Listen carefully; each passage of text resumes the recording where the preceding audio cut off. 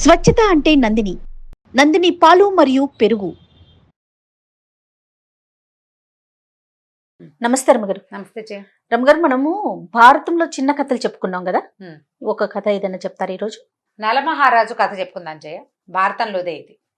ధర్మరాజు ఆ వనవాసం చేస్తుండగా ధౌమ్యుడని వాళ్ళ ఉపాధ్యాయుడు అంటే పురోహితుడు ఆయనతోటి మాట్లాడుతున్నప్పుడు ఇలాగా మాలాగానే ఇలా అడవుల పాలైన వాళ్ళు లేదా ధర్మం కోసం అడవుల పాలైన వాళ్ళు ఎవరైనా ఉన్నారా రాజులు అని అడిగితే ఈయన ఏమన్నాడంటే, ఆయన చెప్పాడు, నీకు ఇంకా నీ భార్య నీతో ఉంది, నీ అన్నదమ్ములు నీతో ఉన్నారు, నువ్వు ఒంటరిగా లేవు.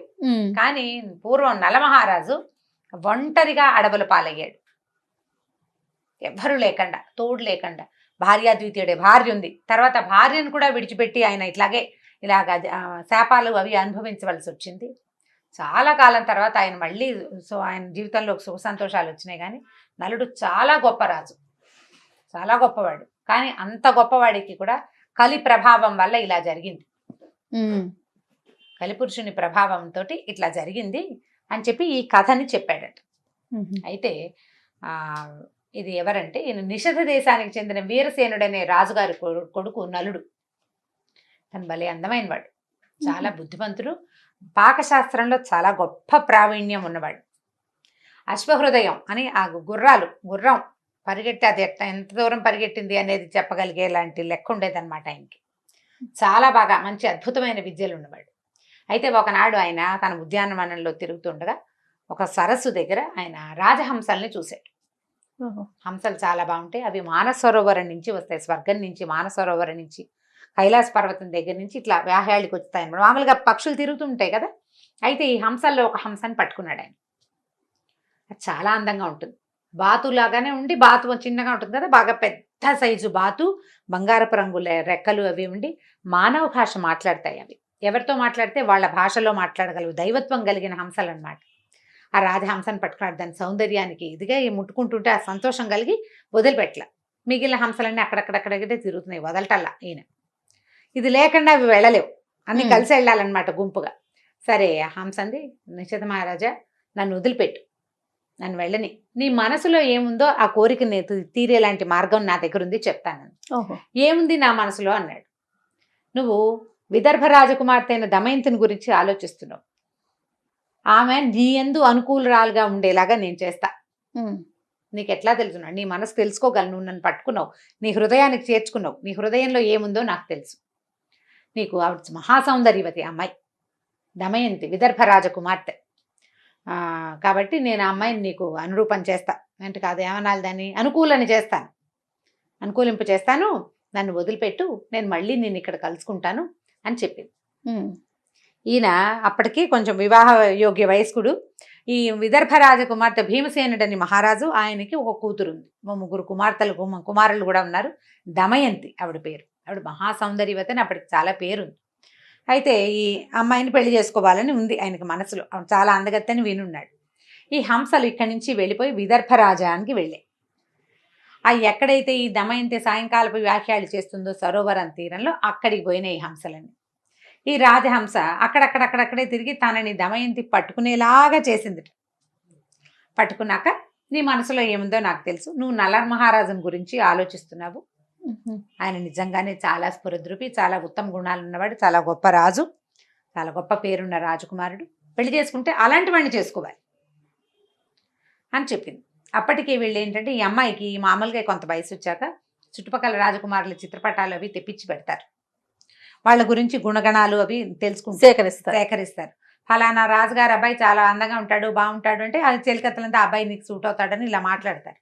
ఈవిడికి అందరి గుణాలు విన్న తర్వాత నలుడి మీద మనసు కుదిరింది ఆవిడికి, దమయంతికి. సరే ఈ హంస అట్లా రాయబారం చేసి, నువ్వు ఏదైనా చెప్తానంటే నేను తీసుకెళ్ళి చెప్తాను ఆయనకి, ఓహో మనసు ఇచ్చానని, నేను నిన్నే వివాహం చేసుకుంటాను, నువ్వు చెప్పమంటే చెప్తా అని చెప్పింది. ఈ హంస దమయంతికి హంస రాయబారం. రవివర్మ గారు ఒక అద్భుతమైన చిత్రం ఒకటి కనపడుతుంది మనకి, ఇట్లా వంగి నుంచున్న దమయంతి దేవి హంస. అవునవును, అంత చాలా అద్భుతమైన ఘట్టం అనమాట అది. సరే ఈ హంసకి ఒప్పుకుంది ఈవిడ, ఇలా హంసతోటి మాట్లాడుతోంది అంటే, రాజకుమార్తె హంసలతోటి చిలకలతోటి మాట్లాడుతుంటే వివాహ యోగ్యమైన వయసు వచ్చేసిందని వాళ్ళ నాన్న ఏం చేశాడు, స్వయంవరం ప్రకటించాడు. స్వయంవరం ప్రకటిస్తే అన్ని దేశాల రాజకుమారులతో పాటు ఈ నలమహారాజు కూడా ఈ స్వయంవర పత్రిక అందింది. ఇప్పుడు ఈ అమ్మాయి తనని వరించి ఉన్నది అతనికి తెలుసు, తను కూడా ఆ అమ్మాయిని వరించి ఉన్నాడు. వెళ్తే తననే పెళ్లి చేసుకుంటుందన్న ఉద్దేశంతో నేను బయలుదేరాడు. బయలుదేరి వెళ్ళేసరికల్లా మార్గ మధ్యంలో ఆయనకి ఇంద్రుడు, వరుణుడు, అగ్ని, యముడు నలుగురు దిక్పాలకులు కనపడ్డారు. ఇంద్రుడే మొదట కనిపించాడు. కనిపించి నలమహారాజా ఏమిటి నీ సంగతి ఏమిటి మాట్లాడాడు.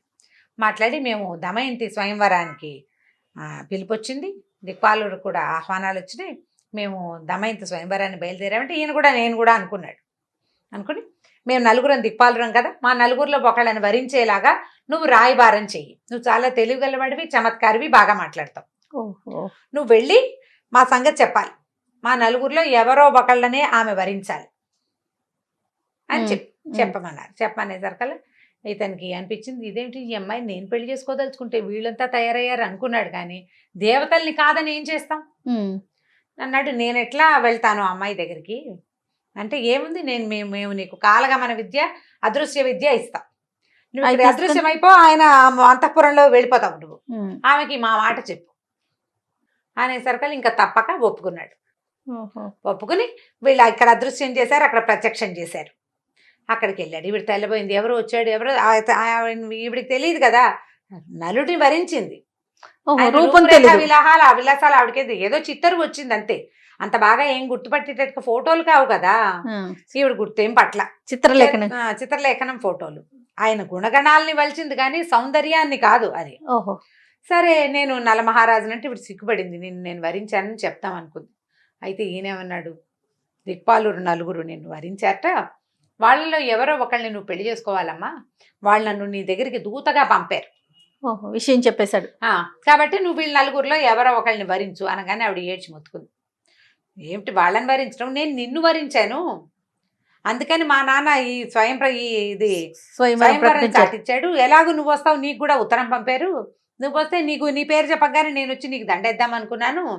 నేను నిన్ను మనసులో పెట్టుకున్న హంస రాయబారం వల్ల ఇంకా దృఢమైంది అది, అంతకుముందు వేగ్గా ఉంది. హంస వచ్చి చెప్పింది, నువ్వు నన్ను గురించి ఆలోచిస్తున్నావని, నువ్వు చాలా అందగాడివని, నువ్వు కళ్యాణ గుణాలు ఉన్నవాడివని తెలుసుకుని నేను నీకు మనసు ఇచ్చాను. నిన్ను మనసులో పెట్టుకుని వాళ్ళని ఎవరినో నేను ఎందుకు పెళ్లి చేసుకుంటా, నేను చేసుకోనంది అనేసరికల్ నేను చచ్చిపోతానని అనేసరికల్ ఈయన అన్నాడు, అమ్మ ఎలా చచ్చిపోతావు, అగ్నిలో దూకేవనుకో అగ్నిదేవుడికి దొరికిపోతావు, నీళ్లలో దూకితే వరుణుడికి దొరికిపోతావు, నువ్వు ఏం చేసినా మరణించి యముడినే చేరుతావు, అసలు నీకు మరణించాలన్న ఊహొస్తేనే ఇంద్రుడికి దొరుకుతావు. నువ్వు ఇంద్రుడు సర్వాంతర్యామి, మానవుల మనసు ఏ పోకడలు పోతుందో అవన్నీ ఇంద్రుడి అధీనంలో ఉంటాయి. నువ్వు ఏం చేసినా నువ్వు వాళ్ళకే దొరుకుతావు. ఆ బాధ ఎందుకు, బతికుండే తీసుకోవచ్చు కదా ఈ అవకాశం నువ్వు హాయిగా. మానవుణ్ణి నన్ను వరించి నువ్వేం చేస్తావు, వాళ్ళకి మరణం లేదు, నిర్జరులు వాళ్ళు, ముసల్తనం లేదు.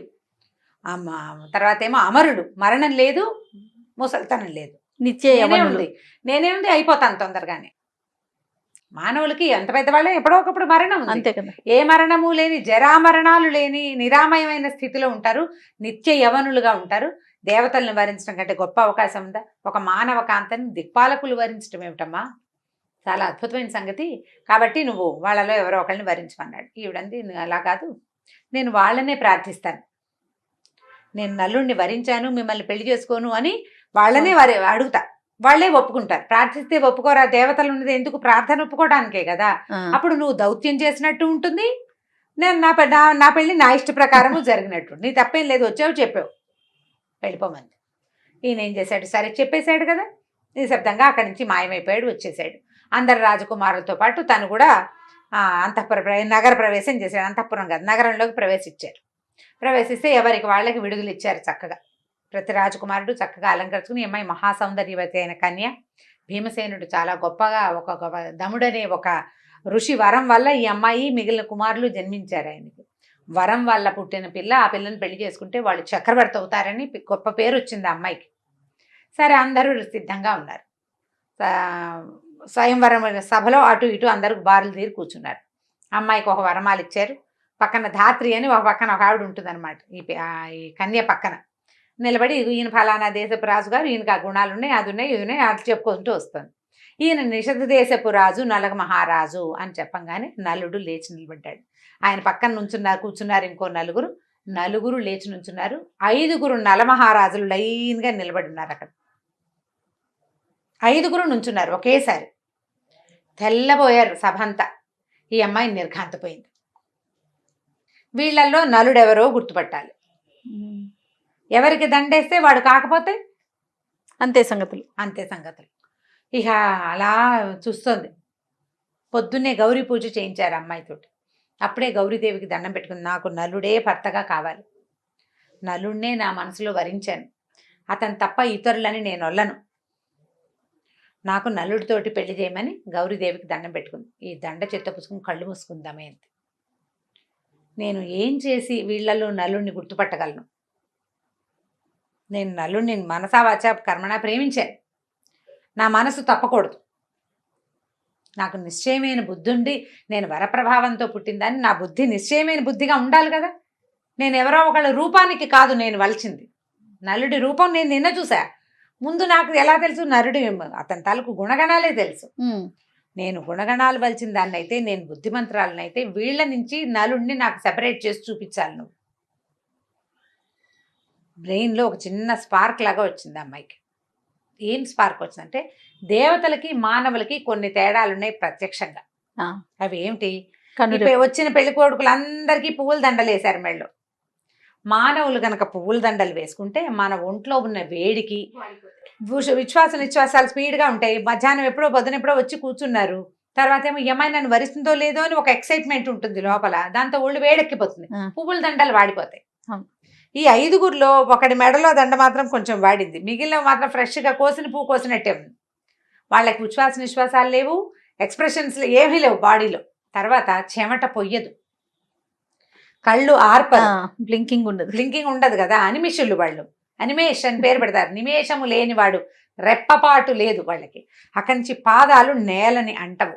ఒక్క రవ లేచి పైకుంటారు. నేల మీద నిలబడితే చెప్పులు వేసుకుని నుంచున్నా నేల మీదకి ఇట్లా రావు పాదాలు. కొద్దిగా పైకుంటాయి. చాలా కొంచెం మెల్లిగా పరిశీలించుకుంది. ఈ దండ వాడి స్థిమితంగా నేల మీద నిలబడి రెప్పలారుస్తూ తన వైపు చూస్తున్న నల్లుడిని గుర్తుపట్టి దండ ఎత్తి మెళ్ళ వేసి.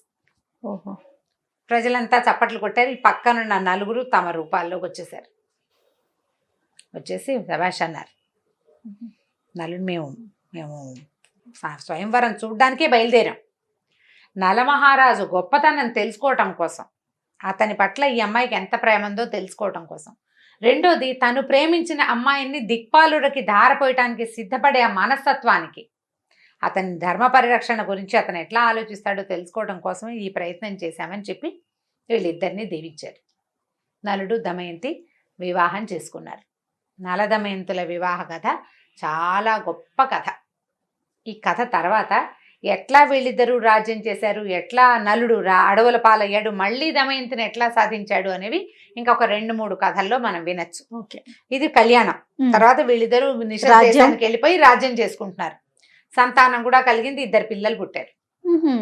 ఈ సమయంలో ఆ తర్వాత ఏం జరిగింది అనేది మనం ఇంకో కథలో తెలుసుకుందాం. తప్పకుండా. నమస్తే అండి. నమస్తే.